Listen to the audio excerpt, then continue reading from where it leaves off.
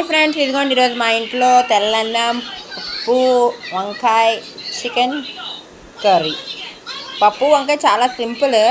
మనం కందిపప్పు తీసుకొని ఒక కప్పు వేసుకొని దాంట్లోని ఒక ఉల్లిపాయ, కొంచెం పసుపు, కారం, ఆ తర్వాత వంకాయలు ఒక 2 వంకాయలు తీసుకున్నాను. అంటే మీరు పప్పు ఎంత తీసుకుంటారో దాన్ని బట్టి, వంకాయలు ఎక్కువ తీసుకున్నా పర్లేదు, నేను 2 వంకాయలు తీసుకున్నాను.